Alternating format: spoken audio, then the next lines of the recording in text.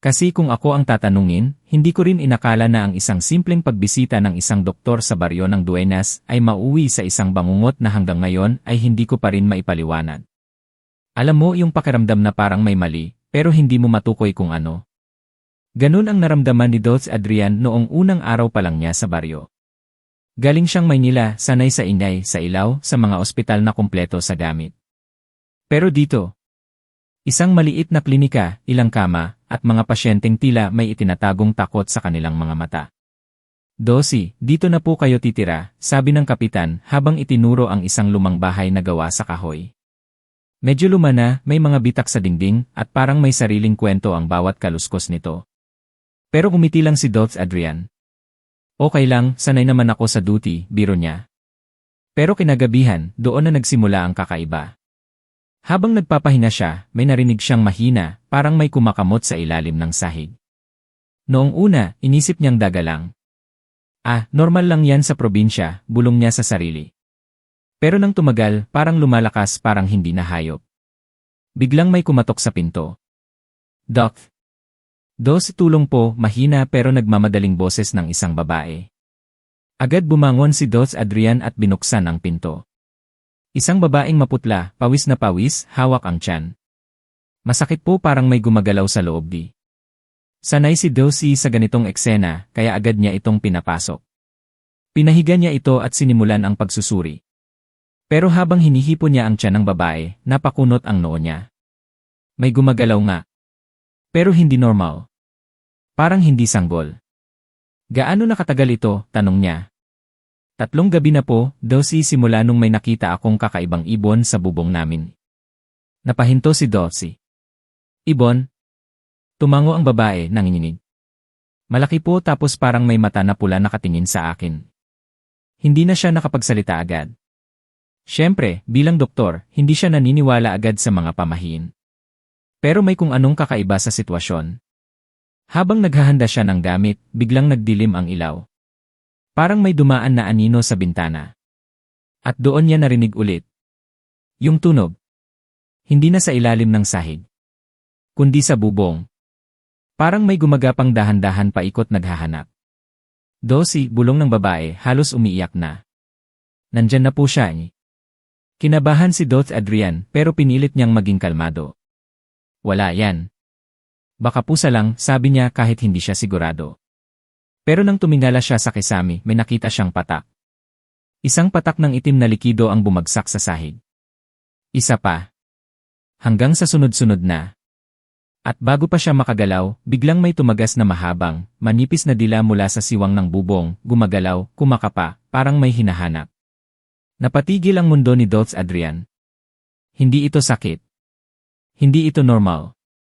At doon niya unang naisip ang salitang matagal na niyang tinatawanan noon pa man. "Aswang." "Takbo, Dosi," mahina pero desperadong sabi ng babae. Pero huli na. Dahil ang kisam sa ibabaw nila ay unti-unting nabiyak at may 2 matang pula ang dahan-dahang sumilip pababa, diretsyo sa kanila. Nanlaki ang mata ni Dulce Adrian, parang hindi siya makahinga sa sobrang kaba. Yung 2 pulang mata na yon, hindi kumukurap, nakatitig lang sa kanila, parang sinusukat kung kailan sila gagalaw. Unti-unting bumuka ang siwang sa kisame kasabay ng tunog ng kahoy na nabibiyak. Parang mabagal ang lahat, pero ramdam mo yung bigat ng bawat segundo. "Dos, please," halos pabulong na iyak ng babae, nanginginig ang buong katawan. Biglang bumagsak ang isang bahagi ng kisam, kraak, at mula roon, lumitaw ang isang nilalang na hindi mo akalain na totoo. Baliktad ang katawan niya. Baliktad. Parang paniki na nakasabit, pero mas malaki, mas payat at mas nakakatakot. Mahaba ang mga braso, halos abot sahig, at ang dila na kanina pa nila naririnig ngayon ay malinaw na, mahaba, malagkit, at parang may sariling buhay habang kumikilos. Hindi to posible, bulong ni Dulce Adrian, pero kahit siya, hindi na naniniwala sa sarili niyang salita. Bumaling ang aswang sa babae. At doon nagsimulang gumalaw ang tiyan ng pasyente, mas malakas, mas mabilis, parang may gustong kumawala mula sa loob. "Docs! Iligtas niyo ako," sigaw ng babae, umiiyak na. Sa kabila ng takot, may kung anong nagising kay Dulce Adrian, yung pagiging doktor niya. Hindi siya pwedeng umatras. Agad niyang hinawakan ang mga gamit niya, scalpel, flashlight, kahit nanginginig ang kamay niya. Makinig ka sakin, sabi niya sa babae, pilit kalmado ang boses. Hindi kita iiwan. Pero bago pa siya makagalaw, biglang bumaba ang aswang, swoosh, napakabilis, halos hindi niya nakita. Sumigaw ang babae.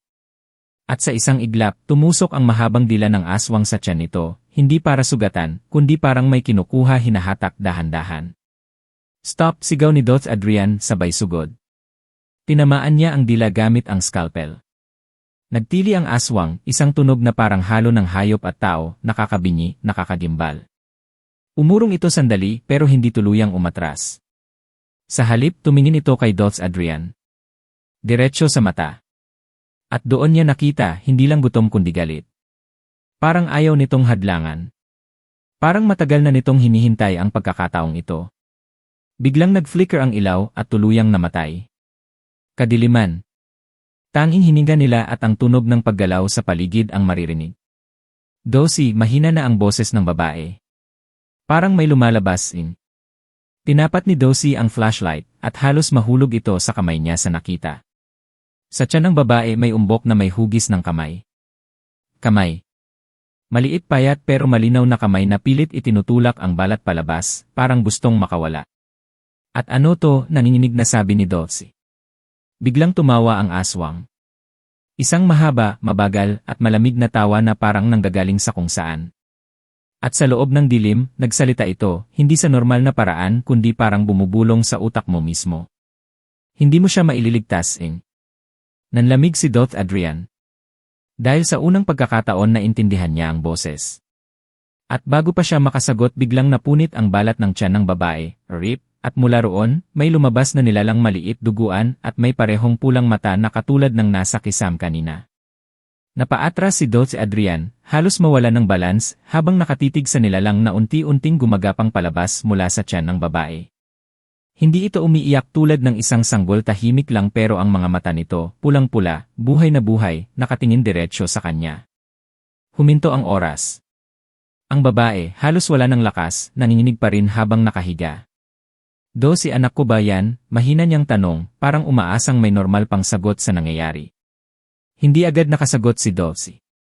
Dahil sa nakikita niya ngayon wala na sa kahit anong libro ng medisina. Unti-unting tumayo ang maliit na nilalang. Payat, mahaba ang mga daliri, at ang balat ay parang basa at malamig. Pagkatapos ngumiti ito. Isang ngiti na hindi dapat makita sa isang bagong silang. Sa taas, gumalaw ulit ang aswang, dahan-dahang bumababa, parang hinihintay ang tamang sandali. Parang proud. Sa kanya yan, bulong sa isip ni Dot Adrian. Ibinigay niya sa akin. Napapikit si Dot sandali. Hindi niya alam kung guni-guni lang ba yon o totoo, pero malinaw, may koneksyon ang nilalang at ang aswang. Biglang sumigaw ang babae, Dos. Huwag niyo pong hayaang kunin niya. Parang nagising si Dosi sa isang bangungot. Hindi na siya pwedeng matulala. Agad niyang hinablot ang kumot at tinakpan ang nilalang, sabay karga. Magaan pero malamig. Sobrang lamig, parang walang buhay. Hindi kita pababayaan, bulong niya, kahit hindi niya alam kung kanino niya sinasabi, sa babae ba o sa nilalang. Pero bago pa siya makatakbo, biglang bumagsak ang aswang sa harap niya, thud, halos yumanig ang sahig. Ngayon, harap-harapan na. Mas malaki kaysa inaakala niya. Nakabaluktot ang katawan, parang kayang mag-anyong tao, pero piniling maging halimaw. Ang bibig nito ay unti-unting bumuka at ang dila, muling gumalaw naghihintay. Sakin siya, muli nitong bulong, diretsyo sa utak ni Dosi. Nanginginig si Dot Adrian, pero hindi siya umatras. Sa halip, hinigpitan niya ang hawak sa nilalang. Hindi, mariin niyang sabi. Hindi ka na makakakuha pa. Tahimik ang ilang segundo. Tapos biglang umisi ang aswang.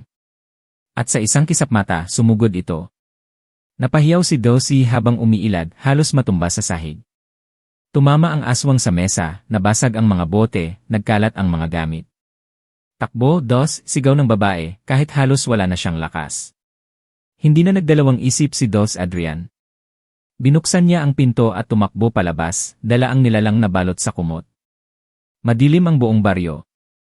Walang ilaw. Walang tao. Parang iniwan sila ng mundo.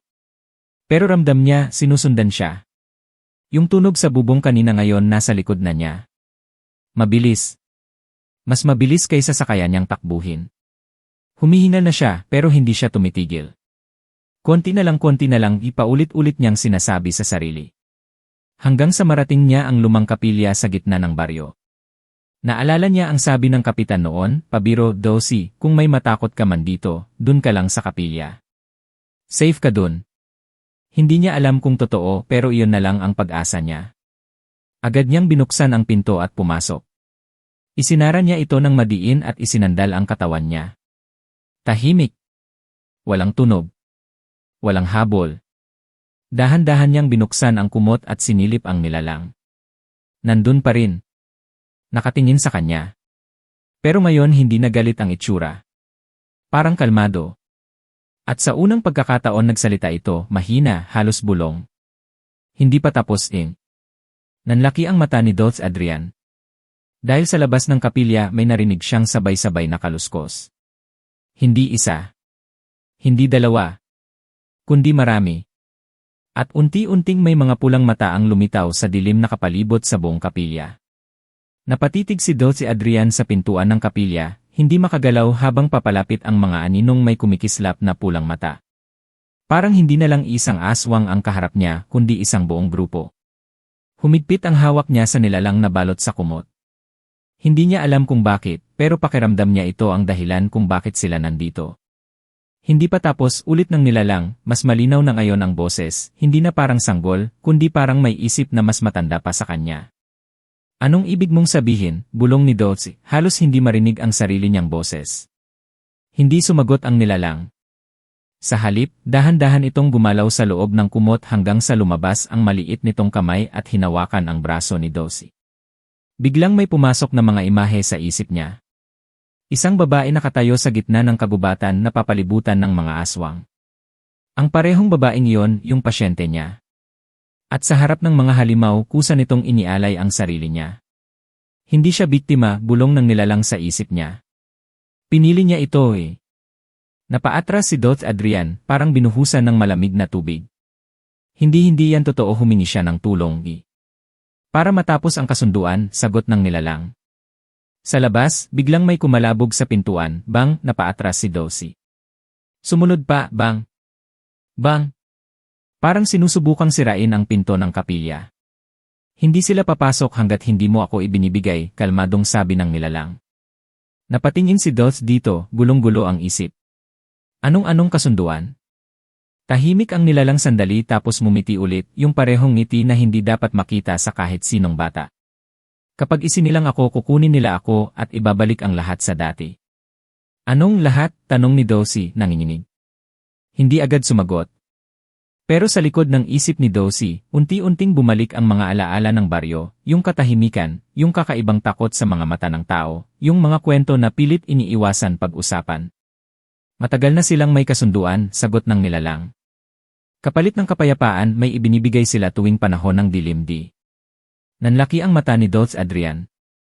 Alay, mahina niyang sabi. Tumigil ang pagkatok sa pintuan.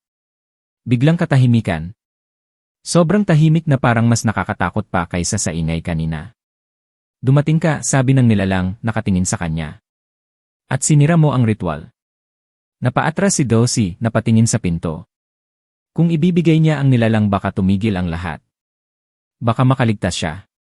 Baka makaligtas ang baryo. Pero kung hindi. Crack!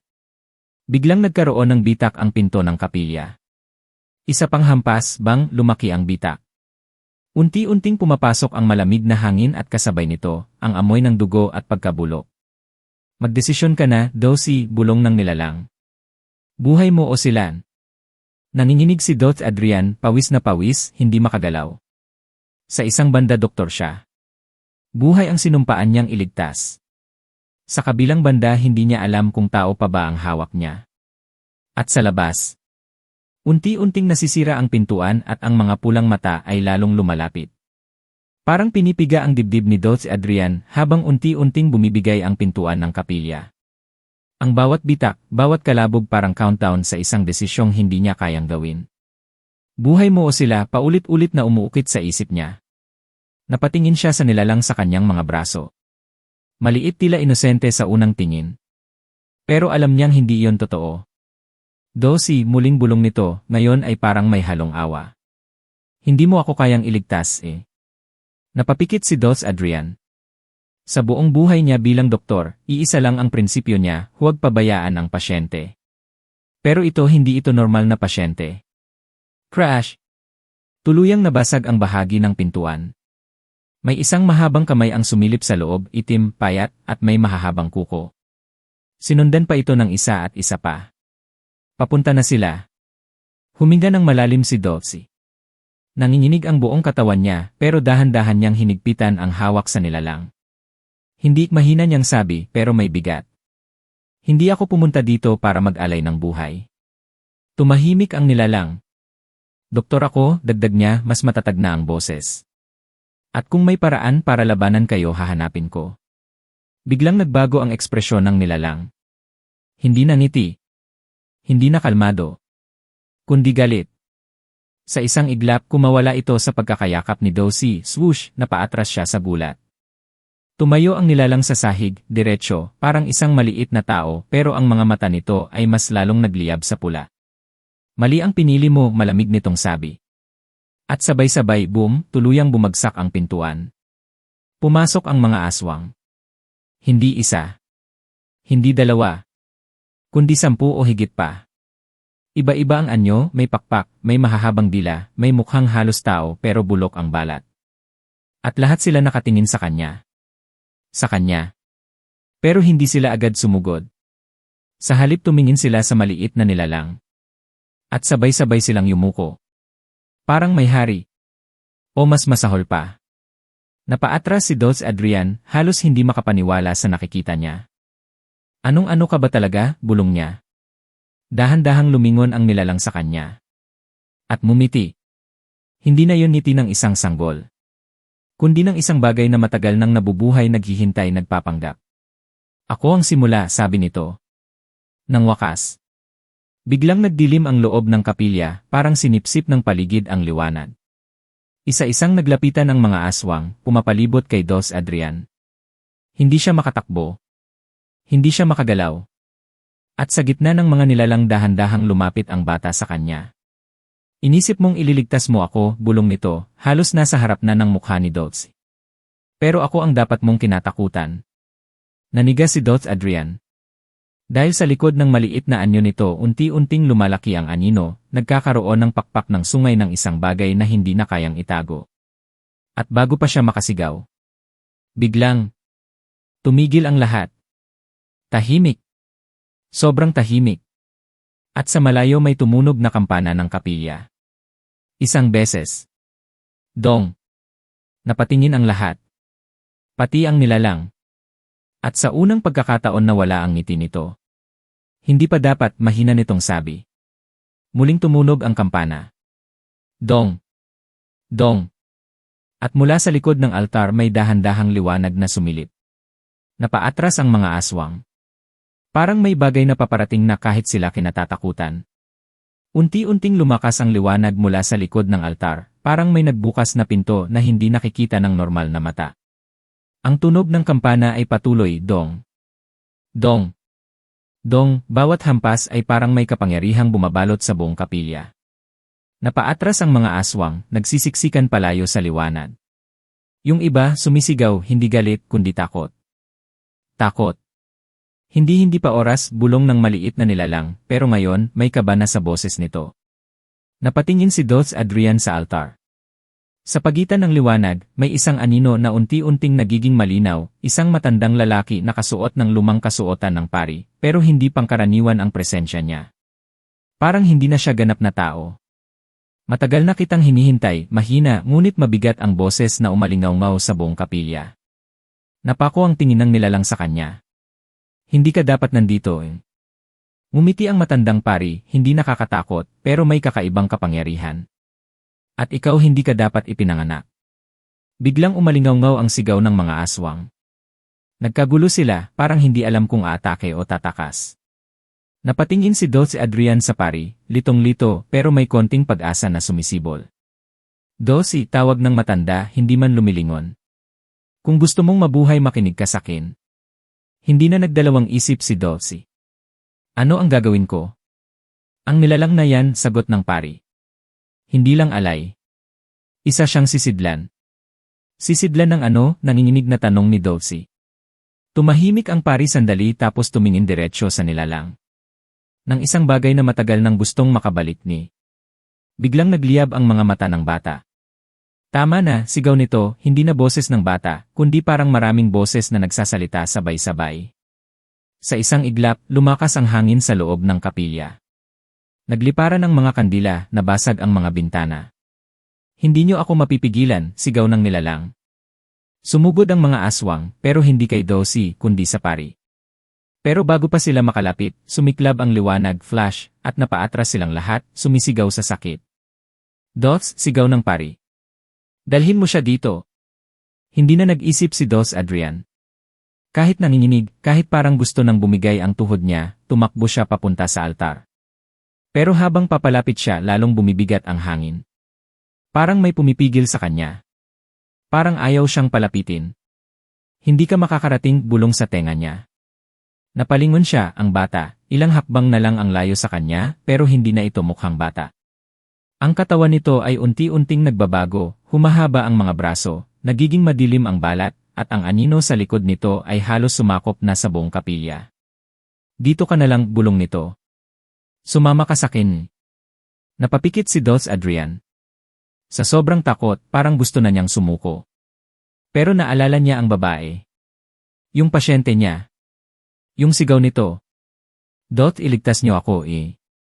Bigla siyang sumigaw, parang inilabas lahat ng natitirang lakas niya at tumakbo. Isang hakbang. 2. 3. At bigla niyang naramdaman ang kamay ng nilalang na kumapit sa likod niya. Hindi ka alis, sigaw nito.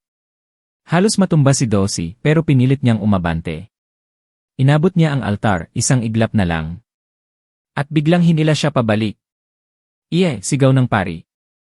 Sa isang desperadong galaw, hinablot ni Dulcie ang isang bagay sa altar, isang lumang krus, at walang pag-isip, itinapat niya ito sa nilalang. Ale! Parang nasunog ang hangin. Sumigaw ang nilalang, isang tunog na hindi kayang ipaliwanag ng kahit sino. Napaatras ito, bumitaw kay Dos. At doon na nakalapit si Dulcie sa pari. Ngayon, sigaw ng matanda. At sa sandaling iyon, may mangyayari na magbabago sa lahat. Sa sandaling iyon, parang huminto ang mundo. Ang liwanag mula sa altar ay biglang sumiklab, hindi na simpleng ilaw, kundi parang apoy na puti, umiikot, humihigop ng hangin at ng lakas ng buong kapilya. Naramdaman ni Dos Adrian ang init nito, pero hindi siya nasusunog, parang pinoprotektahan siya. Ilapag mo siya, utos ng pari, matalim ang boses.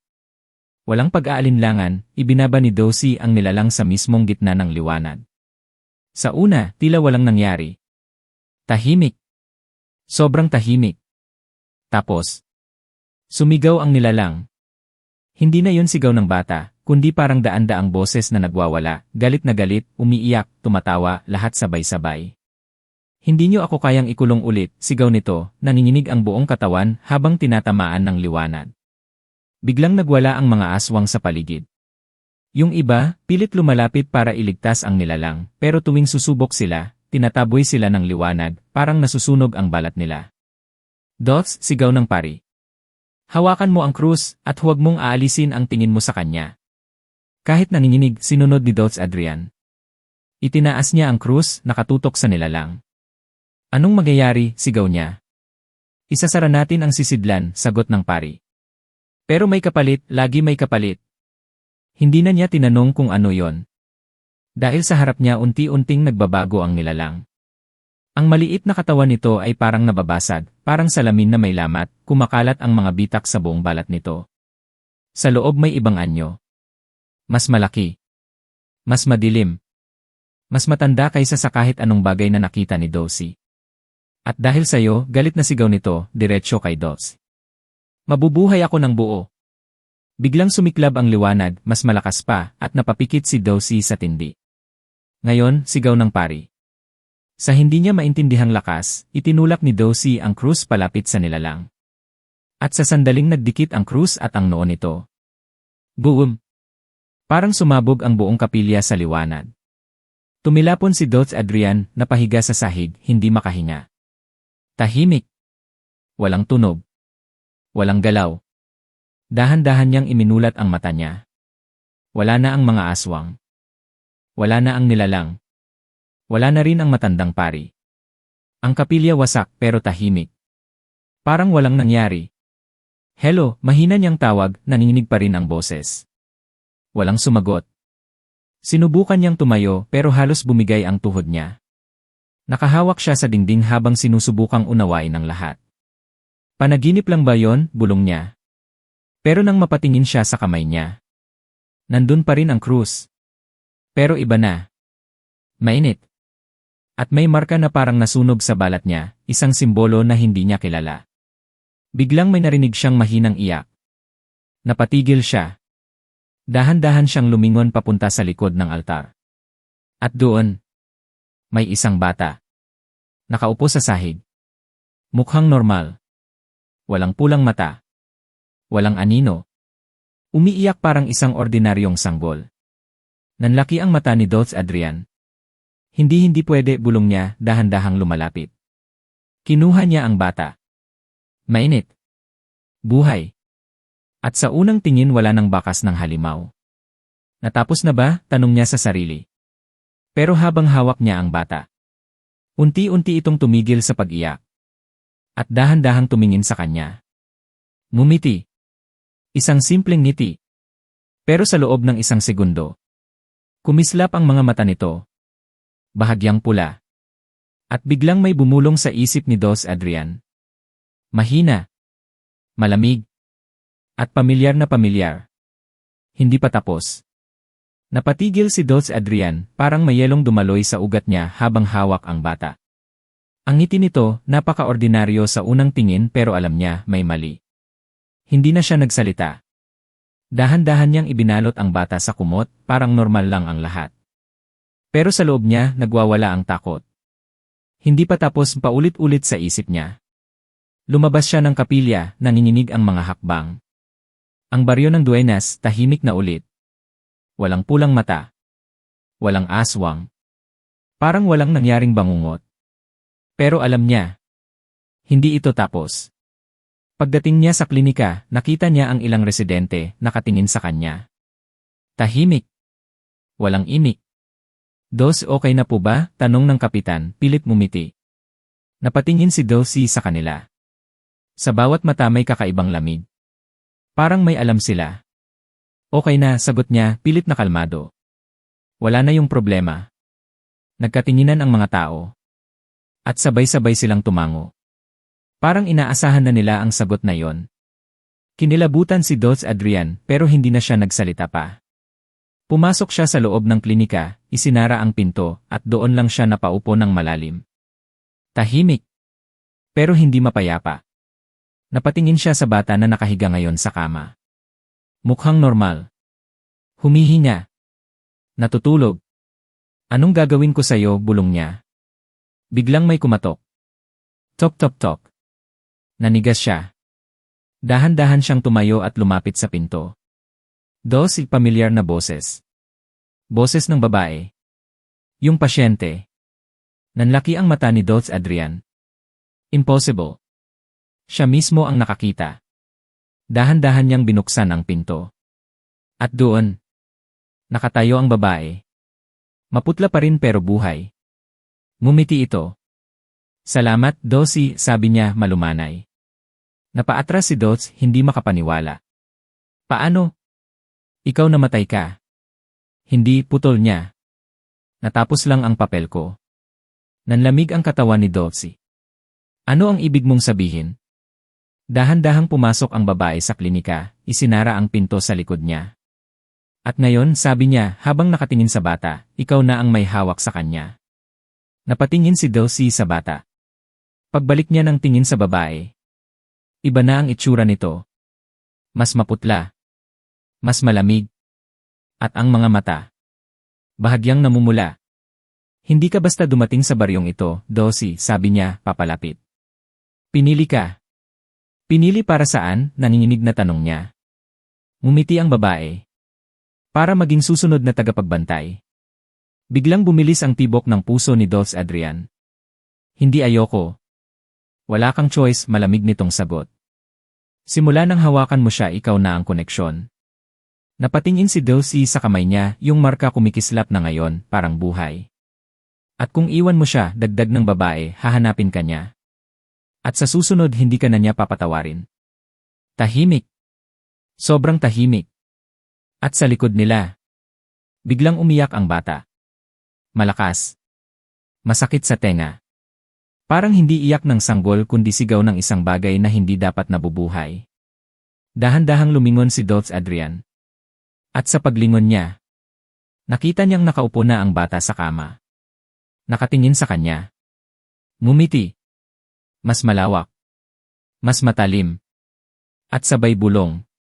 Simula pa lang to. Naniga si Dulce Adrian. Yung bata nakaupo na sa kama, hindi na mukhang inosente. Ang ngiti nito, parang may alam na hindi dapat alam ng kahit sinong nilalang. Simula pa lang to, paulit-ulit sa isip ni Dulcie, parang may etyo. Anong gusto mo sakin? Halos pabulong niyang tanong, hindi na niya alam kung kinakausap niya ang bata o ang kung anong nasa loob nito. Hindi agad sumagot ang bata. Sa halip, dahan-dahan itong tumayo sa kama, walang hirap, parang hindi bagong silang. Tumapak sa sahig 1-2 hanggang sa tuluyang nakalapit kay Dulcie. Masyadong mabilis. Masyadong hindi normal. Sa likod niya, naramdaman niya ang presensya ng babae, yung pasyente, nakatingin lang, tahimik, parang hinihintay kung anong mangyayari. Dulcie, sabi ng bata, ngayon ay malinaw na malinaw ang boses, hindi na parang bulong kundi parang isang taong matagal nang nag-isip. Napaatras si Dulce Adrian, pero hindi siya makalayo. Bakit ako? Tanong niya, nanginginig. Ngumiti ang bata. Dahil ikaw lang ang hindi naniwala, sagot nito. Hindi naniwala sakin. Parang may pumutok sa isip ni Dulcie. Naalala niya, yung unang gabi yung babae yung sakit yung paghingi ng tulong. Hindi siya naniwala sa aswang. Tinuring niya itong sakit.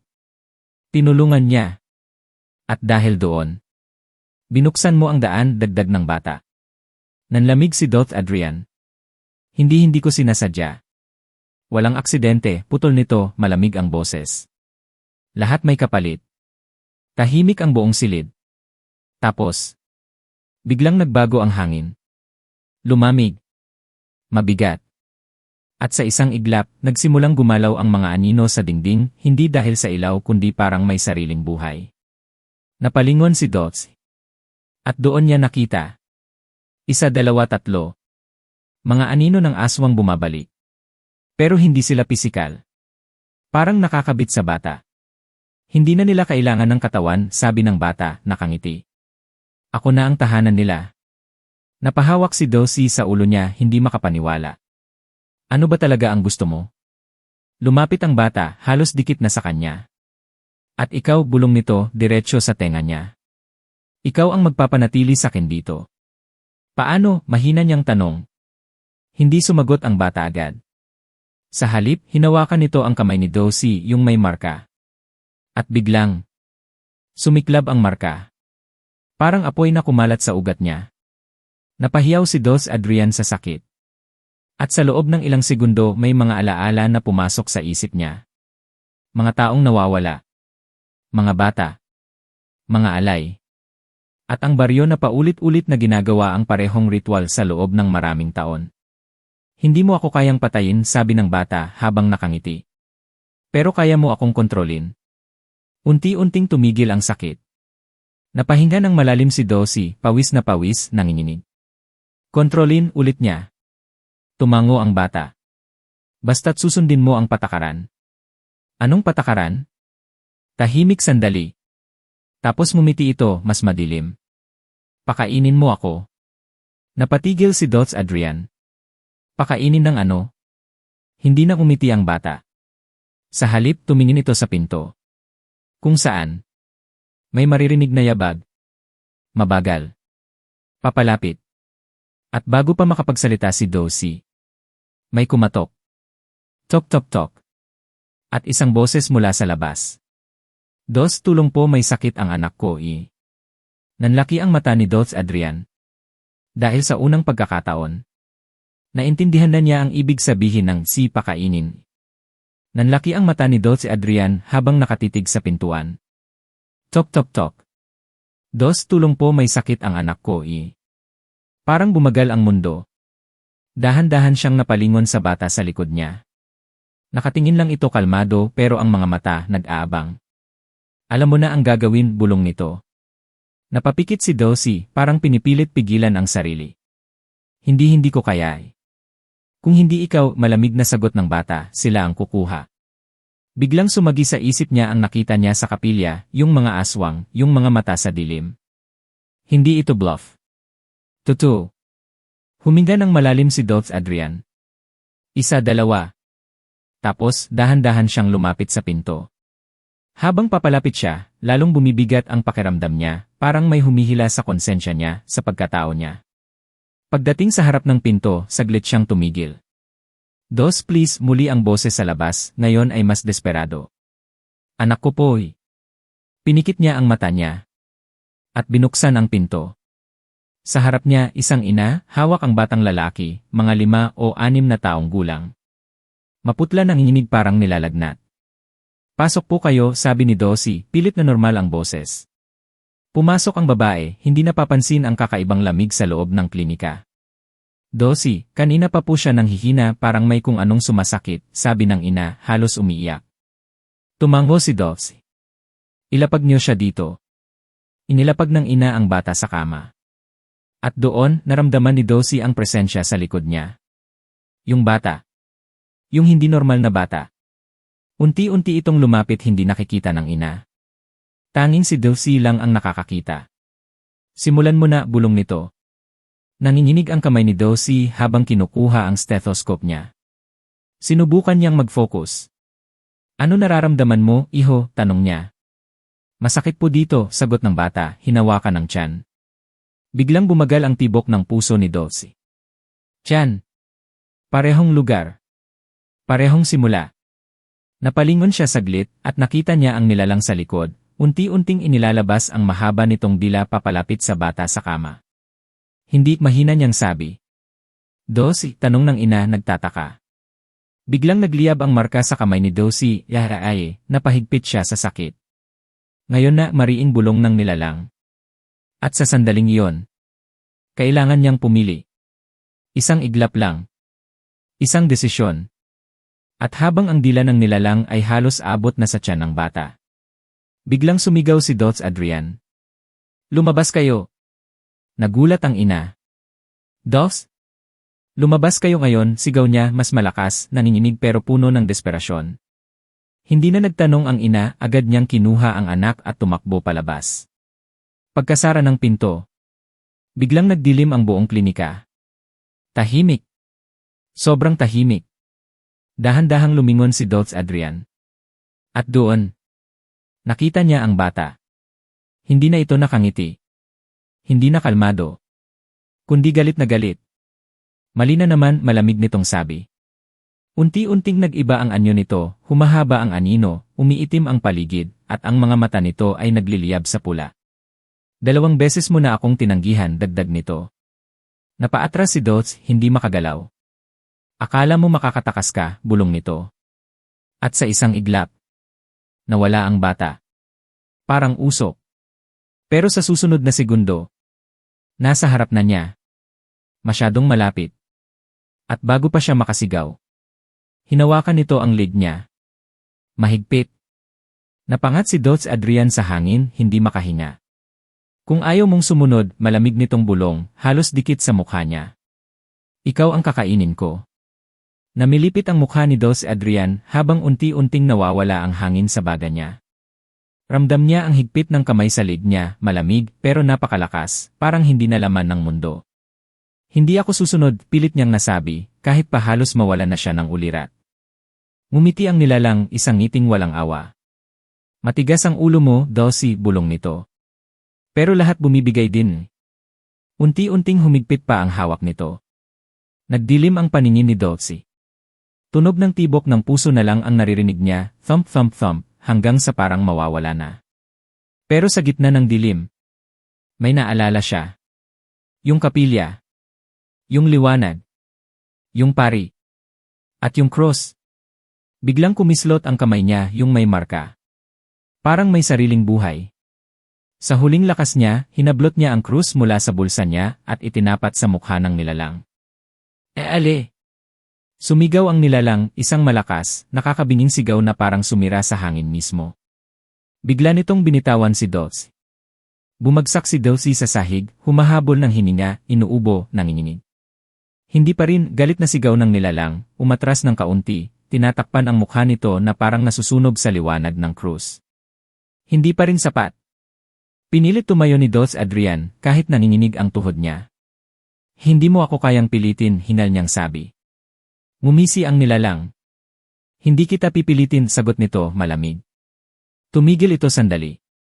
Tapos, biglang ngumiti ulit. Mas masama. Pero hindi kita kailangan pilitin. Nanlaki ang mata ni Dulce. Anong ibig mong sabihin? Hindi sumagot ang nilalang. Sa halip, dahan-dahan itong umurong at nawala sa dilim. Tahimik. Sobrang tahimik. Hindi bulong ni Dulce, nagmamadaling tumakbo palabas ng klinika. Paglabas niya, nanlamig ang dugo niya. Ang baryo. Hindi na normal. Ang mga tao nakatingin sa kanya. Tahimik. Walang galaw. Pero ang mga mata nila, isa-isang kumikislap sa pula. Yung kapitan. Yung ina kanina. Lahat sila. At sabay-sabay silang ngumiti. Dulce, sabay-sabay nilang sabi, parang isang boses lang ang nagsasalita sa kanila. Napaatras si Dulce Adrian. Hindi nanginginig niyang sabi. At dahil ayaw mong pakainin siya, dagdag ng sabay-sabay na boses. Kami ang magiging pagkain. Biglang nagkagulo ang buong baryo. May sumigaw. May tumawa. May umiyak. At sa isang iglap, nag-iba ang mga mukha nila. Yung iba nagkaroong ng mahahabang dila. Yung iba bumaluktot ang katawan. Yung iba diretsong tumakbo papunta sa kanya. Takbo, sigaw ni Dulce sa sarili niya. At tumakbo siya. Mabilis. Walang lingon-lingon. Pero kahit saan siya pumunta, andun sila. Sa kaliwa. Sa kanan. Sa harap. At sa likod. Napapalibutan siya. Hanggang sa madapa siya sa lupa. Napahiga siya, hinihinal, pagod na pagod. At unti-unting lumapit ang mga nilalang dahan-dahan, parang nilalasap ang takot niya. At ngayon, muling umalingaw ang boses ng nilalang, galing sa lahat ng direksyon. Wala ka ng pagpipilian. Dahan-dahang lumitaw ang bata sa gitna nila. Malinis. Kalmado. Ngumiti. At ikaw ang unang kakainin ko Nanlaki ang mata ni Dulce Adrian. Dahil sa unang pagkakataon, wala na siyang matakbuhan. Naniga si Dulce Adrian sa lupa, hindi makagalaw habang unti-unting lumalapit ang mga nilalang.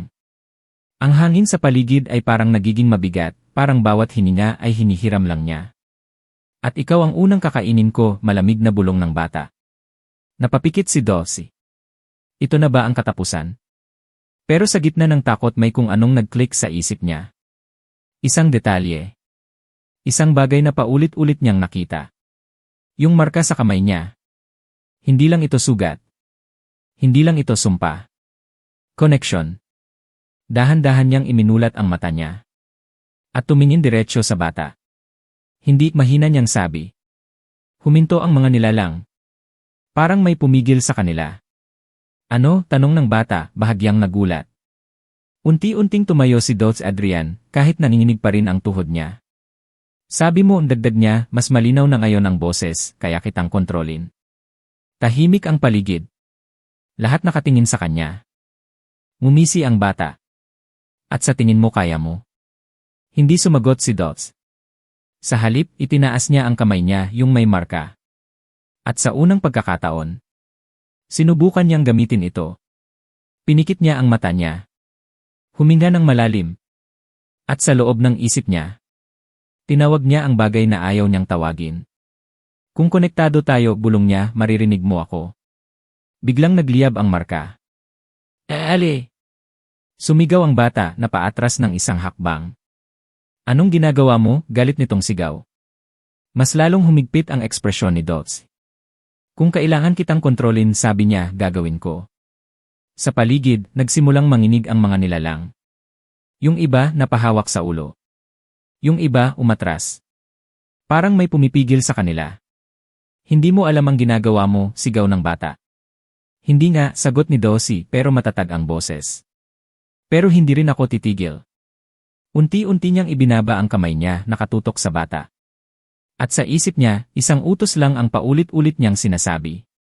Tumigil ka. 1 beses. 2 beses. 3. At biglang. Tumigil ang lahat. Parang may pinindot na switch. Tahimik. Walang galaw. Ang mga nilalang nakapirmi. Parang mga estatwa. Nanlaki ang mata ni Dolce Adrian. Nagawa ko, bulong niya. Pero sa harap niya, ang bata. Hindi pa rin tumitigil. Dahan-dahan itong lumapit. Ngumiti. Malapit na, bulong nito. At sa isang iglap, hinawakan nito ang kamay ni Dolce. Yung may marka. At biglang, may sumabog na sakit. Mas malala kaysa kanina. Napahiyaw si Dolce, napaluhod sa lupa. Hindi mo ako makokontrol, malamig na sabi ng bata. At bawat beses na susubukan mo, dagdag nito. Lalo kitang kakainin mula sa loob. Nanlabo ang paningin ni Dolce Adrian. Ramdam niya parang may gumagalaw sa loob niya. Hindi pisikal. Mas malalim. Mas madilim. At sa paligid. Unti-unting gumagalaw ulit ang mga nilalang. Dahan-dahan. Papunta sa kanya. Ngayon sabi ng bata, nakangiti ulit. Pipili ka ulit At sa pagkakataong to, yumuko ito, halos dikit na sa mukha ni Dosi. Wala nang mali. Tahimik. Sobrang tahimik. At sa gitna ng sakit, takot at kadiliman. May isang tanong sa isip ni Dolce Adrian. Hanggang kailan siya lalaban? Yun lang ang umiikot sa isip ni Dolce Adrian habang nakaluhod sa lupa, nanginginig, halos hindi na makahinga. Ramdam niya yung sakit, hindi lang sa katawan, kundi sa loob parang may unti-unting kumakain sa pagkatao niya. Sa paligid, gumagalaw na ulit ang mga nilalang. Dahan-dahan. Sigurado. Walang pagmamadali. Parang alam nilang wala na siyang matatakbuhan. Pagod ka na, Dolce, bulong ng bata, malapit na naman sa kanya. Bitawan mo na ako na ang bahala sa lahat. Napapikit si Dolce Adrian. Pagod na nga siya. Takot na takot. At sa totoo lang gusto na niyang matapos. Pero, may sumagi sa isip niya. Yung ina kanina. Yung batang muntik ng maging pagkain. Yung baryo na kahit puno ng dilim may mga taong inosente pa rin. Hindi mahina niyang sabi. Napakunot ang noo ng bata. Ano? Dahan-dahang tumingala si Dolce Adrian. May luha sa mata pero may kakaibang tibay. Hindi ako lalaban para sa sarili ko, sabi niya, paos pero malinaw. Lalaban ako para sa kanila. Tahimik ang paligid. 1 segundo. 2. Tapos. Biglang nagliyab ang marka sa kamay niya. Mas maliwanag. Mas malakas. Sumigaw ang bata na paatras. Ano to, galit nitong sigaw. Pero hindi na umatras si Dolce. Sa halip tumayo siya. Buong lakas. Kahit nanginginig. Kahit nasasaktan. At sa unang pagkakataon, hindi siya natatakot. Kung koneksyon to, sabi niya, itinaas ang kamay niya. Gagamitin ko hanggang dulo. Biglang kumalat ang liwanag mula sa marka. Hindi tulad ng sa kapilya. Mas malinis. Mas malinaw. At habang kumakalat ito, isa-isang napaatras ang mga nilalang. Yung iba tuluyang naglaho. Hindi pwede, bulong ng bata, nanginginig na ngayon. Pwede, sagot ni Dolce, matatag. At sa isip niya, isang utos lang ulit. Umalis kayo. Sa pagkakataong ito, mas malakas. Mas malinaw. At parang may sumunod. Biglang umalingaw-ngaw ang hangin. Parang may hinihigop na lakas mula sa paligid. Ang mga nilalang isa-isang nawawala. Parang usok. Parang hindi kailanman naging totoo. Stop, sigaw ng bata. Pero huli na. Dahil kahit siya, unti-unting nagiging anino. Hindi pa tapos, galit nitong sigaw habang nawawala. Hindi ako mawawala hanggat nandyan ka. At sa huling segundo, Napatingin ito kay Dulce. At mumiti. Dahil ikaw na ang bagong tahanan. Poof! Tahimik. Walang nilalang. Walang aswang. Walang bata. Walang kahit ano. Nakatayo si Dulce Adrian sa gitna ng baryo. Mag-isa. Humihinga ng malalim. Natapos na ba, bulong niya. Tahimik ang paligid. Unti-unting bumalik ang normal, mga bahay, mga ilaw, ang hangin. Parang panaginip. Pero, napahawak siya sa dibdib niya. Dahil may naramdaman siya. Isang tibok. Hindi normal. Hindi kanya. At sa loob ng isip niya, may mahinang boses. Hindi na galit. Hindi na malakas. Kundi naghihintay. At ngayon, bulong nito. Ikaw na ang sisidlan. Napaatras siya, napahawak sa dibdib niya. Ramdam niya yon hindi lang tibok kundi parang may ibang presensya sa loob niya. Tahimik pero buhay. Hindi bulong niya nanginginig. Hindi pwede. Pero kahit anong tanggi niya naroon na. Hindi na mawawala.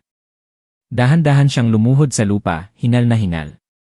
Tahimik ang buong baryo ngayon, wala nang sigaw, wala nang halimaw. Parang bumalik sa dati. Pero alam niya, hindi na ito yung dating baryo. At lalong hindi na siya yung dating Dulce Adrian. Docs? Napalingon siya. May mga taong papalapit, yung kapitan, ilang residente mukhang normal ulit. Walang pulang mata. Walang kakaibang kilos. Dulce, okay lang po ba kayo? Tanong ng kapitan, nag-aalala. Tinitigan sila ni Dulce. Normal. Mukhang normal. Pero hindi na siya sigurado kung alin pa ang totoo. O okay lang sagot niya, pilit nang umiti. Pero habang nagsasalita siya, biglang may bumulong sa loob niya. Sinungaling niya. Napapikit siya sandali. Hindi pa tapos Napahigpit ang kamao niya. Dos, muling tawag ng kapitan. Uwi na ako, sabi ni Dos, mabilis. Kailangan ko lang magpahinga. Tumango ang kapitan. Tama po yan, Dulce. Malaki na ang naitulong niyo sa amin. Napatigil si Dulce sa salitang yon. Nakatulong. Kung alam lang nila. Dahan-dahan siyang naglakad pabalik sa klinika. Bawat hakbang mabigat. Parang may kasamang anino na hindi niya matakasan. Pagpasok niya sa loob, isinara niya ang pinto. Tahimik. Huminga siya ng malalim. Lumabas ka, bulong niya. Kung nandyan ka, lumabas ka. Walang sagot. Pero biglang, gumalaw ang anino niya sa sahig. Hindi ayon sa ilaw.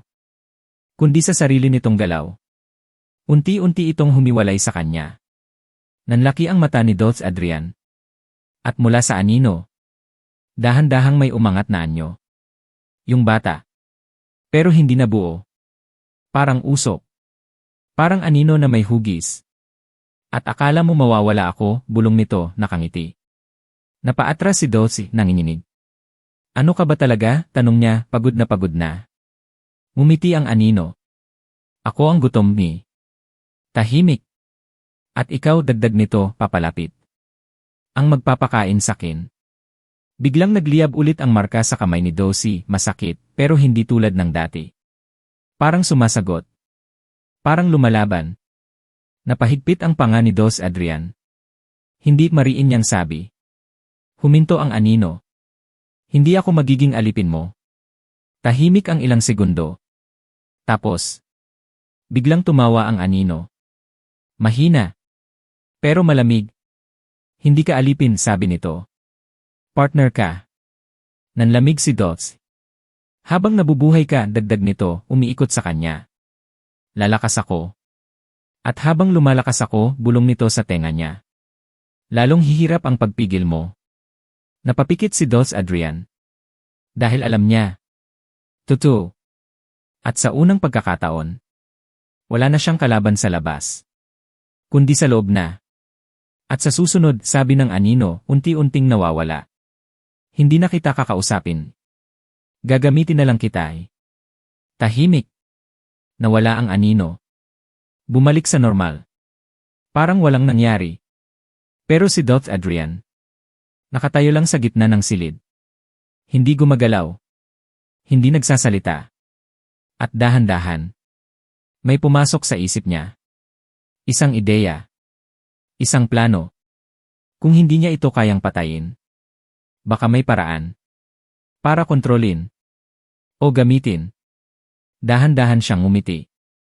Hindi tulad ng dati. Mas malamig. Mas tahimik. At kung partner tayo, bulong niya sa sarili. Ako ang magdidikta ng rules. At kung partner tayo, ako ang magdidikta ng rules. Tahimik ang silid pero parang may nakikinig. Dahan-dahang huminga si Dulce Adrian, pilit kinokontrol ang tibok ng puso niya. Hindi na siya yung natatakot na doktor kanina. May takot pa rin, but this time, may kasamang plano. Kung kailangan kitang pakainin, bulong niya, nakatingin sa sariling refleksyon sa salamin, ako ang pipili kung kailan at kung sino. Sa likod ng refleksyon niya, sandaling kumislap ang anino. Parang umiti. Good, mahina nitong bulong sa loob ng isip niya. Napapikit si Dulce sandali, tapos muling dumilat, mas kalmado na. Kinabukasan, parang bumalik sa normal ang baryo. May mga batang naglalaro. May mga nanay na nag-uusap. May mga lalaking nag-aayos ng bangka. Parang walang nangyaring kababalaghan. Pero sa bawat tingin ni Dulce Adrian may kakaibang pakiramdam. Parang may manipis na tabing lang sa pagitan ng normal at ng dilim. At siya lang ang nakakakita. Dos, tawag ng kapitan. May pasyente po tayo. Napalingon si Dulce. Isang matandang lalaki ang dinala sa klinika, mahina, nanginginig, halos wala ng lakas. Matagal na po siyang may sakit, Dulce hindi na po gumagaling, sabi ng kasama nito. Tumango si Dulce Adrian. Ilapag niyo siya. Habang inilalagay ang matanda sa kama, napansin ni Dulce ang itsura nito, maputla pero may kakaiba. Ang mga mata nito, may bahagyang pula. Napahinto si Dulce. At sa loob ng isip niya, biglang may boses. Hindi inosente. Nanlaki ang mata niya. Ano, bulong niya. Hindi siya inosente, ulit ng boses, mas malinaw. Isa siya sa mga nag-alay. Parang may nag-click sa isip ni Dulce. Naalala niya yung mga imahe, yung ritual, yung mga taong sangkot. Napatingin siya sa matanda. Dulce, tulong, umahina nitong sabi. Tahimik ang ilang segundo. Dito na papasok ang rules niya. Dahan-dahan niyang inilapit ang kamay niya, yung may marka, sa noo ng matanda. At sa sandaling nagdikit, biglang nagliyab ang marka. Ali! Nanlaki ang mata ng matanda. Hindi. Huwag. Pero huli na. Napaatras ang mga kasama nito, gulat na gulat. Dulce? Ano yan? Pero hindi sumagot si Dulce Adrian. Nakatitig lang siya habang ramdam niya ang isang bagay na hinihigop mula sa matanda. Hindi dugo. Hindi buhay. Kundi kasalanan. Takot. Dilim. At sa loob niya, yung anino. Lumakas. Mas busog. Mas buhay. Unti-unting nanghina ang matanda hanggang sa tuluyang mawalan ng galaw. Tahimik. Sobrang tahimik. Napatingin ang mga tao kay Dulce, takot gulat. Dulce, anong ginawa niyo? Nanginginig na tanong ng isa. Dahan-dahang tumingala si Dulce Adrian. Ang mga mata niya. Normal pa rin. Pero may lalim na hindi na nila maintindihan. Tinulungan ko siya, kalmado niyang sagot. Walang naniwala. Ramdam nila. May nagbago. At habang nakatayo si Dulce sa gitna ng klinika, may mahinang bulong sa loob niya. Masarap di. Napapikit siya sandali. Tapos mumiti. Hindi masaya. Kundi desidido. Rule number 1, bulong niya sa sarili. Hindi ako magpapakain sa inosente. Tahimik. Pero sa loob ng isip niya, tumawa ang anino. Mahina.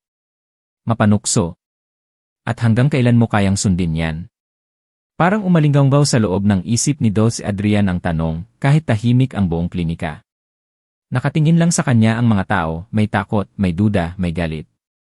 Pero wala siyang sinagot. Sa halip tumalikod siya. Pahinga na kayo, sabi niya kalmado. Tapos na. Walang umimik. Unti-unti silang lumabas pero ramdam ni Dulce, hindi na tulad ng dati ang tingin nila sa kanya. At hindi rin tulad ng dati ang nararamdaman niya. Pagkaalis ng lahat, isinara niya ang pinto. Tahimik. Napaupo siya sa upuan, napahawak sa ulo. Hindi ito ang gusto ko, bulong niya. Pero ginawa mo, sagot ng boses. Napapikit siya, pilit kinokontrol ang sarili. Hindi siya inosente, sabi niya, parang kinakausap ang sarili. Lahat naman may kasalanan, sagot ng anino, may halong tawa. Depende lang kung gaano kalalim ang hahanapin mo. Nanlaki ang mata ni Dulce Adrian. Hindi mahina niyang sabi. May hangganan to. Wala, malamig na sagot. At malalaman mo yan sa susunod. Tahimik ulit. Pero hindi na payapa. Kinagabihan, hindi makatulog si Dulce. Pabalik-balik siya sa kama. Pawis. Hinal. At sa tuwing pipikit siya, may nakikita siya. Mga mukha. Mga taong nasa baryo. Yung kapitan. Yung ina kanina. Yung mga bata. At sa bawat mukha, may marka. Maliit. Halos hindi halata. Pero naroon. Parang. Target. Bigla siyang napabangon. Hindi bulong niya nanginginig. Hindi pwede. Pero sa loob niya, may humihila. Got mako ni. Napahawak siya sa dibdib niya, parang may kumakain sa loob. Hindi, sigaw niya. Pero lalong lumakas. Masakit.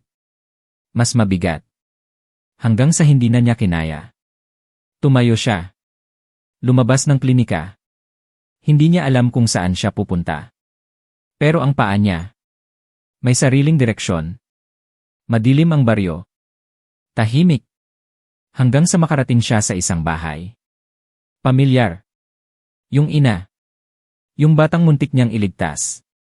Nanlaki ang mata niya. Hindi bulong niya, umatras ng isang hakbang. Pero hindi siya makaalis. Parang may pumipigil. Hindi sila inosente, bulong ng boses. Hindi, sagot niya, nanginginig. Tahimik sandali. Tapos, biglang nagbago ang tono. Mas malambot. Mas mapanlinlang. Sigurado ka ba? Nanlaki ang mata ni Dulce Adrian. Dahil sa loob ng isip niya, may pumasok na alaala. Yung ina. Nakatayo sa gilid ng kagubatan. May hawak na kandila. May kausat sa dilim. At sa harap niya, isang maliit na alay. Isang bata. Napaatras si Dulce. Hindi nanginginig niyang sabi. Hindi totoo yan. Gusto mo bang malaman, bulong ng boses. Tahimik. Sobrang tahimik. At sa harap niya, unti-unting bumukas ang pinto ng bahay. Walang humahawak. Walang tunog. At mula sa loob, may boses. Dos, kayo po ba yan? Yung ina. Napahigpit ang kamao ni Dulce Adrian. Ito na. Isa na namang desisyon. At sa pagkakataong ito, mas mahirap kaysa dati. Nanatili si Dulce Adrian sa harap ng bukas na pinto, hindi makapasok, hindi makaalis. Parang may dalawang puwersang humihila sa kanya, isa papasok, isa palayo. Dos, kayo po ba yan? Ulit ng ina, mas malapit na ang boses. Lumulok si Dulce. Ito na. Dahan-dahan siyang humakbang papasok. Madilim ang loob ng bahay. Isang kandila lang ang nagbibigay ng ilaw. Nakita niya ang ina nakaupo, hawak ang anak niya na tulog. Mukhang payapa. Mukhang inosente. Pero sa isip ni Dulce, bumabalik yung nakita niya. Yung alaala. Yung ritual. Dulce, may kailangan po ba kayo? Tanong ng ina, nagtataka. Tahimik si Dulce. Tinitigan lang niya ito. May gusto lang akong itanong, mahina niyang sabi. Kaya ano po yon? Lumapit si Dulce. Dahan-dahan. Hanggang sa ilang hakbang na lang ang pagitan nila. At kung magsisinungaling ka, dagdag niya, mas mababa ang boses, malalaman ko. Nanlaki ang mata ng ina. Dos, natatakot po ako eh. Hindi na siya sumagot. Sa halip, itinaas niya ang kamay niya, yung may marka, at inilapit sa noo ng babae. Dos, ano yan? Nagliyab ang marka. Sumigaw ang babae. At sa isang iglap, pumasok ang mga alaala sa isip ni Dulce. Hindi na malabo. Hindi na pira-piraso. Kundi buo. Nakita niya ang ina, kasama ang ibang tao sa baryo. Nakapalibot sa isang ritual. May apoy. May bulong. May takot. At sa gitna, isang batang hindi gumagalaw. Isang alay. At ang ina, umiiyak habang ginagawa ito. Pero ginagawa pa rin. Para sa kapayapaan, bulong ng isa. Para hindi sila bumalik, sabi ng iba. Nanlaki ang mata ni Dolce Adrian. Napaatras siya, naputol ang koneksyon. Hinal na hinal. Hindi bulong niya. Tumingin siya sa ina. Umiiyak. Nanginginig. Dos, pinilit lang kaming hikbin ito. Kung hindi namin gagawin, kami ang kukunin. Tahimik. Sobrang tahimik. Napatingin si Dulcie sa bata sa kandungan nito. Tulog. Walang alam. Walang kasalanan. Pero, ang dugo niya, galing sa sistemang iyon. Dulcie, pakiusap ng ina. Huwag niyo po kaming saktan. Sa loob ni Dulcie, naglalaban ang dalawang boses. Hindi sila inosente eh. Biktima lang sila eh. Pakainin mo ako eh. Ililigtas mo sila eh. Napapikit siya. Mahigpit. Hanggang sa tumulo ang luha niya. Ayaw ko na, mahina niyang sabi. Pero hindi siya makakatakas. Hindi na. Dahan-dahan niyang iminulat ang mata niya. At tumingin sa ina. Tapos sa bata. Tapos sa kamay niya. Yung marka. Umiinit na naman. Dos, nanginginig na tawag ng ina. Huminga ng malalim si Dolce Adrian. At sa wakas, gumawa siya ng desisyon. Pero sa pagkakataong ito, hindi para sa anino. Hindi para sa baryo. Kundi, para sa sarili niyang paniniwala. Dahan-dahan niyang ibinaba ang kamay niya. At ngayon, bulong niya. Magbabago ang rules. Nanlaki ang mata ng ina. Ano pong ibig niyong sabihin? Tahimik si Dulcie. Tapos, unti-unti siyang ngumiti. Hindi madilim. Hindi malamig. Kundi, desidido. Simula ngayon, sabi niya, nakatingin sa bata. Walang nang mag-aalay. Sa loob ng isip niya, biglang natahimik ang anino. Sandali lang. Tapos, tumawa. Mahina. Pero mas mapanganib. At paano ka mabubuhay kung hindi ka kakain? Tahimik ang silid. Pero hindi na umatras si Dolce Adrian. Sa halip, huminga siya ng malalim at sa unang pagkakataon, hindi siya natatakot sa tanong na yon. Hindi ko kailangang maging halimaw para mabuhay, sabi niya, mabagal pero matatag. Biglang kumirot ang marka sa kamay niya, parang may tumutol sa loob niya. Napahigpit ang panga niya pero hindi siya umatras. Kung gutom ka, dagdag niya, maghahanap tayo ng ibang paraan. Tumawa ang anino. Hindi malakas. Pero malamig. At anong ibang paraan ang iniisip mo, Dos, bulong nito? Hindi ka Diyos. Hindi ka makakagawa ng milagro. Tahimik sandali. Tapos, parang may pumasok na ideya sa isip ni Dulcie. Yung ginawa niya kanina. Yung matanda. Hindi dugo ang kinuha niya. Hindi buhay. Kundi, dilim. Kasalanan. Takot. Nanlaki ang mata niya. Pwede, bulong niya sa sarili. Ano, tanong ng anino. Unti-unting gumiti si Dolce Adrian. Hindi masama. Pero may plano. Hindi kita papakainin ng inosente, sabi niya. Tama ka, kailangan mong kumain. Tahimik ang anino. Nakikinig. Pero dagdag ni Dulcie, tumingin sa ina at bata. Ang kakainin mo yung mga kasalanan nila. Biglang natahimik ang anino. Walang tawa. Walang sagot. Parang nagulat. Hindi pwede, mahina nitong sabi. Pwede, putol ni Doc. At yun ang magiging rule number 2. Dahan-dahan niyang itinaas ulit ang kamay niya. Yung marka nagliyab. Pero ngayon, hindi masakit. Parang sumasang-ayon. Hindi ka nakakain ng buhay, dagdag niya. Kundi ng dilim. Tahimik. Sobrang tahimik. At sa loob ng isip niya, unti-unting gumalaw ang anino. Parang sinusuri ang ideya. Parang tinitimbang. Kung hindi ako mabusog, malamig nitong sabi. Ikaw ang kakainin ko. Tumango si Dot Adrian. Kung hindi ka mabusog, sagot niya diretsyo. Papayagan kitang kunin ako. Nanlaki ang mata ng ina. Dots, huwag po. Pero hindi siya tumingin. Nakatitig lang siya sa wala. Sa loob niya. Sa kalaban niya. Sa partner niya. Tahimik ang ilang segundo. Mahaba. Mabigat. Hanggang sa tumawa ang anino. Hindi galit. Hindi mapanukso. Kundi interesado.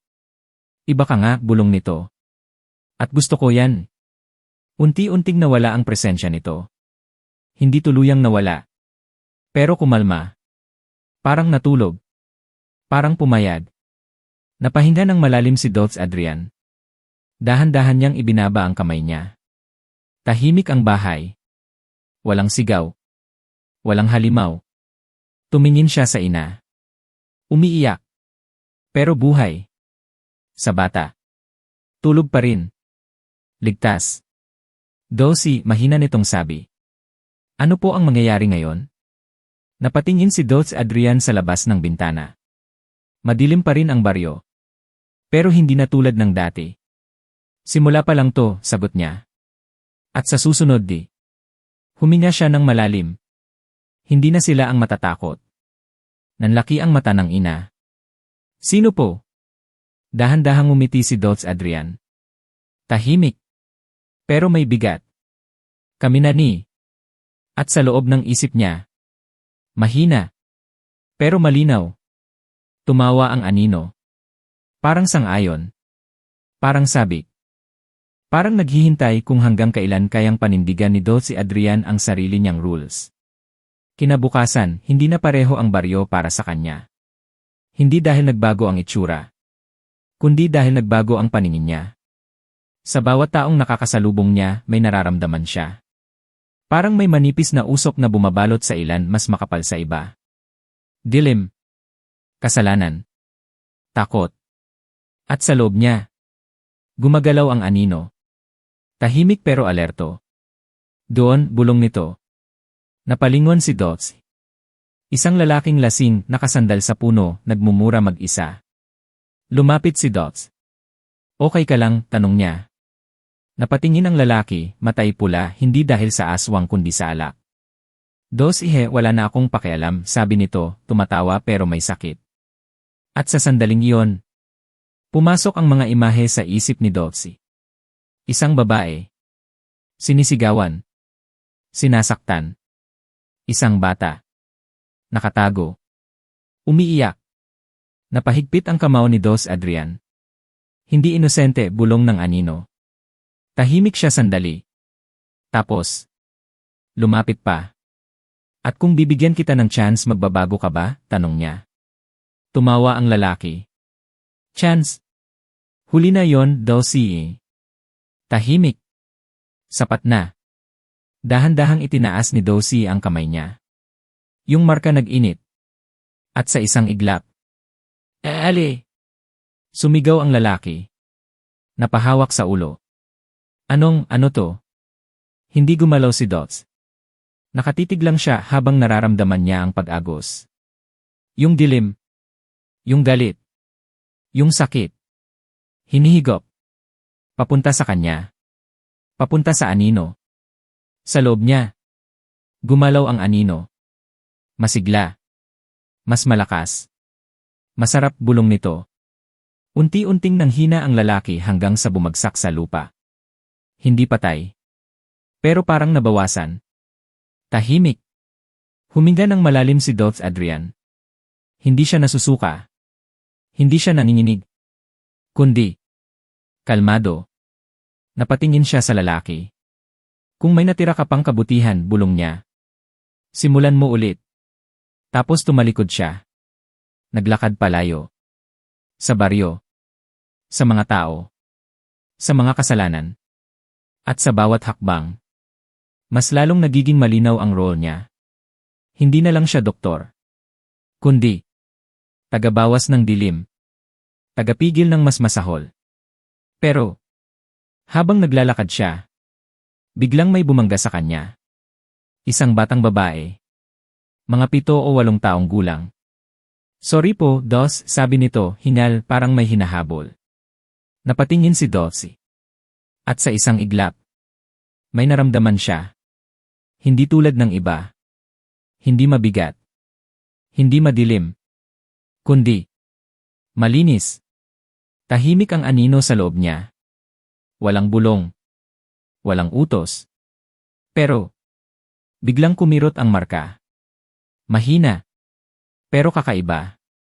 Napakunot ang noo ni Dots Adrian. Ano to, bulong niya.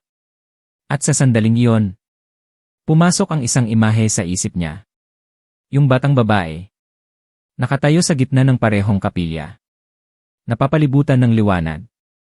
At sa harap niya, isang pamilyar na anino. Hindi umatake. Kundi lumuhod. Nanlaki ang mata ni Dots Adrian. Dahil sa unang pagkakataon, nakaramdam siya ng bagay na hindi niya inaasahan. Hindi takot. Hindi dilim. Kundi pag-asa. Dos, okay lang po kayo? Tanong ng bata, nagtataka. Hindi agad sumagot si Dos. Nakatitig lang siya sa kanya. Dahil sa loob ng isip niya, unang beses, tumahimik ang anino. Hindi dahil busog, kundi dahil natakot. At kung may mas malakas pa sa atin, ano na ang mangyayari? Hindi sumagot ang anino. Sa unang pagkakataon tahimik ito. At iyon ang mas nakakatakot. Tinitigan ni Dots Adrian ang batang babae. Simple lang ang itsura, alikabok sa paa, medyo gusot ang buhok, parang normal na bata lang sa baryo. Pero hindi siya normal. Nararamdaman niya. Anong pangalan mo? Tanong ni Dossie, pilit kalmado. Umiti ang bata. Maya po.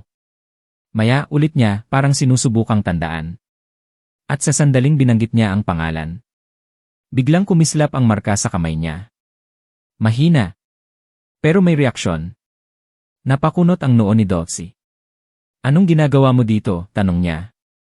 Hinahanap ko po kayo, sagot ni Maya, diretso ang tingin. Nanlaki ang mata ni Dots Adrian. Hinahanap ako. Tumango ang bata. Sabi po nila kayo na raw ang tagabantay. Nanlamig ang katawan niya. Sino ang nagsabi? Tanong niya, mababa ang boses. Hindi agad sumagot si Maya. Sa halip, tumingin ito sa paligid tapos muling bumaling sa kanya. Yung mga hindi niyo nakikita. Tahimik. Biglang kumirot ang ulo ni Dots. At sa isip niya, may bulong. Hindi galing sa anino. Iba. Mas tahimik. Mas malinaw. Napaatras siya ng bahagya. Hindi niya maintindihan kung sino ang kausap niya ngayon. Dossie, sabi ni Maya, papalapit ng isang hakbang. Hindi niyo po kailangan matakot. Napangiti si Dossie, pero pilit. Hindi ako natatakot, sabi niya. Pero alam niyang kasinungalingan iyon. Dahil sa loob niya. Gumalaw ulit ang anino. Hindi agresibo. Hindi galit. Kundi naiilang. Lumayo ka, bulong nito. Nanlaki ang mata ni Dots Adrian. Bakit? Mahina niyang tanong sa isip. Hindi siya pagkain, sagot ng anino. At hindi rin siya katulad mo Napahigpit ang kamao ni Dossie. Ngayon lang niya narinig ang ganitong tono. May halong pag-iingat. Napatingin siya kay Maya. Anong alam mo tungkol sa akin? Tanong niya. Tahimik ang bata sandali. Tapos, ngumiti ito. Hindi nakakatakot. Hindi mapanlinlang. Kundi kalmado. Alam ko po na nahihirapan kayo, sabi niya. Napako ang tingin ni Dots Adrian. At alam ko rin po, dagdag ni Maya, mas mahina. Na hindi kayo masamang tao. Tahimik. Sobrang tahimik. Parang tumigil ang hangin. Sa loob ni Dossie, may kung anong kumilos. Hindi ang anino. Kundi siya mismo. Yung dating siya. Yung doktor. Yung taong gustong tumulong. Napapikit siya sandali. At sa loob ng dilim, narinig niya ang dalawang boses. Pakainin mo ako Ililigtas mo sila Dahan-dahan siyang dumilat. At tumingin kay Maya. Kung hindi ako masama, sabi niya, mabigat ang boses. Bakit pakiramdam ko unti-unti na akong nagiging halimaw? Tahimik si Maya. Tapos dahan-dahan itong lumapit. At hinawakan ang kamay niya. Yung may marka. Sa sandaling nagdikit. Hindi nagliyab. Hindi nasaktan. Kundi. Luminaw. Parang may naalis na ingay. Parang may pumasok na liwanag. Nanlaki ang mata ni Dulce Adrian. Ano? To, bulong niya. Ngumiti si Maya. Hindi niyo kailangang labanan siya mag-isa, sabi niya. May ibang paraan. Tahimik. At sa loob ni Dulce. Ang anino. Hindi na tumawa. Hindi na nagsalita. Kundi. Nagmamasid. At sa unang pagkakataon, parang hindi ang anino ang may kontrol. Kundi may ibang puwersa na unti-unting pumapasok sa pagitan nila. Nanatiling hawak ni Maya ang kamay ni Dulce Adrian. Mainit. Kalma. Parang hindi siya natatakot kahit alam niya kung ano ang kaharap niya. Paano? Mahina at pagod na tanong ni Dulce. Anong ibang paraan? Hindi agad sumagot si Maya. Sa halip pumikit siya. At sa sandaling iyon, nagbago ang pakiramdam sa paligid. Hindi dilim. Hindi takot. Kundi katahimikan. Malalim na katahimikan na parang may nakikinig. Nanlaki ang mata ni Dulce. Dahil sa loob ng isip niya. Unang beses. Wala siyang narinig. Walang bulong. Walang gutom. Walang anino. Hindi siya mawawala, sabi ni Maya, dahan-dahang dumilat. Parte na siya sa inyo. Napahigpit ang panga ni Dulce. Alam ko ni. Pero hindi ibig sabihin, dagdag ni Maya, nakatingin diretsyo sa kanya. Na siya ang magdedesisyon. Tahimik. Parang simpleng salita. Pero mabigat. Kung ganun, bulong ni Dulce, paano ko siya pipigilan? Ngumiti si Maya. Hindi niyo siya pipigilan. Nanlaki ang mata ni Dulce Adrian. Ano? Gagamitin niyo siya, sagot ni Maya. Pero hindi para kainin ang tao. Napakunot ang noo ni Dulce. Ginagawa ko na yun, sabi niya. Kasalanan lang ang kinukuha ko. Umiling si Maya. Hindi pa rin sapat. Tahimik. Bakit? Tanong niya. Dahan-dahang napatingin si Maya sa baryo. Sa mga bahay. Sa mga tao. Dahil kahit kunin niyo ang kasalanan, sabi niya, mahina. Babalik at babalik yan. Nanlaki ang mata ni Dulce. Kung ganun, anong gagawin ko? Tumingin ulit si Maya sa kanya. Mas seryoso na ngayon. Hindi lang kayo dapat kumain ng dilim di. Tuturuan niyo silang hindi gumawa nito. Tahimik. Sobrang tahimik.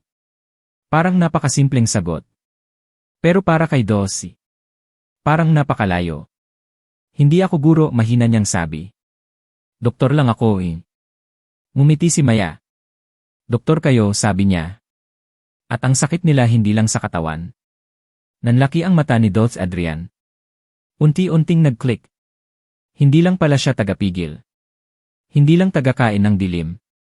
Kundi tagapagbago. Sa loob niya. Gumalaw ang anino. Hindi galit. Hindi totoo. Kundi curious. Kung hindi tayo kakain, bulong nito, paano tayo lalakas? Napatingin si Dulce sa kawalan. Lalakas tayo, sagot niya, mahina pero malinaw. Sa ibang paraan. Tahimik.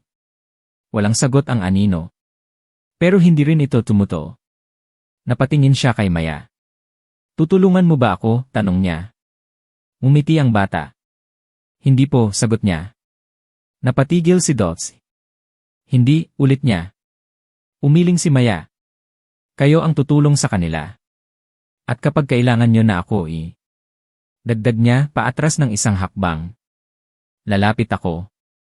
Tahimik. At bago pa makapagsalita si Dulce, biglang tumakbo si Maya. Mabilis. At sa loob ng ilang segundo, nawala siya sa paningin. Parang hindi kailanman nandoon. Nanatiling nakatayo si Dulce Adrian. Mag-isa ulit. Pero hindi na tulad ng dati. Sa loob niya, nandun pa rin ang anino. Pero hindi na siya natatakot. Hindi na siya nalulunod. Kundi, May control. Dahan-dahan siyang huminga. Tumingin sa baryo. Sa mga tao. Sa dilim. At sa liwanag. At kung ito na ang laban ko, bulong niya sa sarili. Paninindigan ko hanggang dulo. Tahimik. Pero sa loob niya. Mahina. Halos hindi marinig. Ang anino ay ngumiti. Hindi sa gutom. Kundi sa anticipation. Dahil kahit nagbago ang rules. Ang laro. Hindi pa tapos. Hindi lahat ng laban ay natatapos sa isang gabi. At sa baryo ng Duenas doon pa lang talaga nagsimula ang tunay na digmaan. Lumipas ang mga araw pero hindi na bumalik sa dati si Dulce Adrian. Sa bawat paggising niya, ramdam niya ang anino, hindi na gutom pero laging nandyan naghihintay nagmamasid. Hindi na ito kaaway na kailangang takasan, kundi isang puwersang kailangan niyang unawain. At pinili niyang gamitin iyon. Hindi para manakit, kundi para magbago. Unti-unti, nagsimula siyang mag-ikot sa baryo. Hindi bilang halimaw kundi bilang doktor pa rin.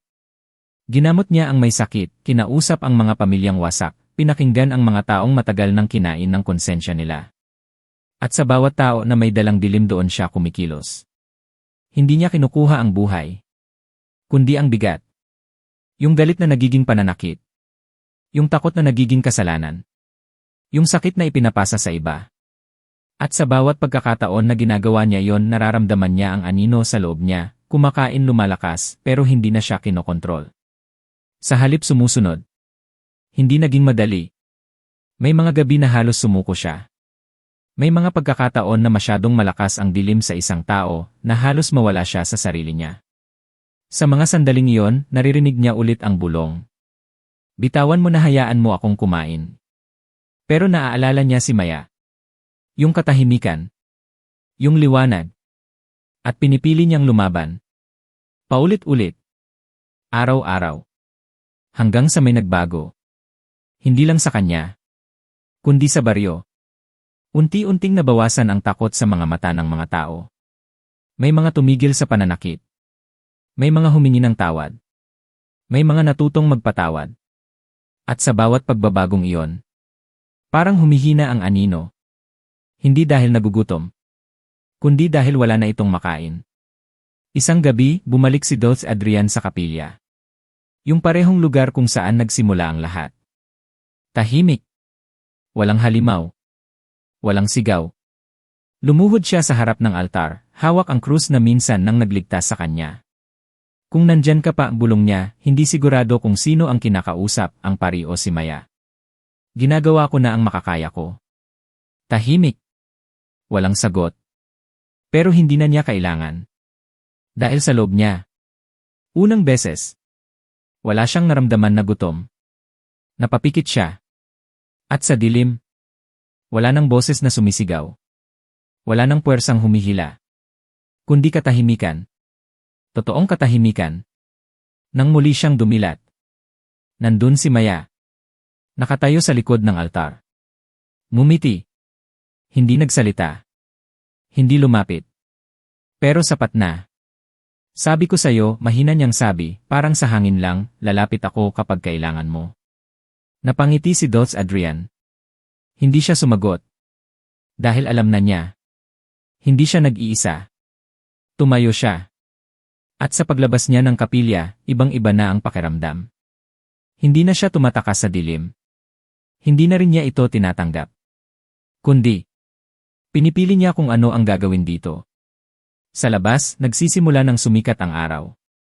Unti-unting tinatabunan ang dilim. At sa baryo ng Duenas. Unang beses sa matagal na panahon. May pag-asa. Pero hindi ibig sabihin na tapos na. Dahil habang naglalakad si Dulce Adrian pauwi, bigla siyang napatigil. May naramdaman siya. Hindi gutom. Hindi dilim. Kundi, ibang presensya. Mas malalim. Mas tahimik. At mas matagal nang naghihintay. Dahan-dahan siyang lumingon. Sa dulo ng daan, may isang anino. Hindi gumagalaw. Hindi lumalapit. Pero nakatingin sa kanya. At sa loob ng isip niya, isang bagong boses ang bumulong. Mas malamig. Mas matanda. Akala mo ako lang ang gutom. Nanlaki ang mata ni Dulce Adrian. Dahil sa sandaling iyon, naintindihan niya ang isang bagay. Hindi siya nakatakas sa dilim. Hindi niya ito natalo. Kundi, binuksan niya ang pinto para sa mas malalim pa. At habang unti-unting naglalaho ang anino sa dulo ng daan, napangiti si Dulce. Hindi sa takot, kundi sa pagtanggap. Dahil ngayon, handa na siya. Kung ano man ang darating, hindi na siya magiging biktima, kundi tagapaglaban. At sa baryo ng Duenas, ang kwento ng doktor na humarap sa aswang ay hindi natapos sa takot, kundi nagsimula sa liwanag na pinili niyang ipaglaban.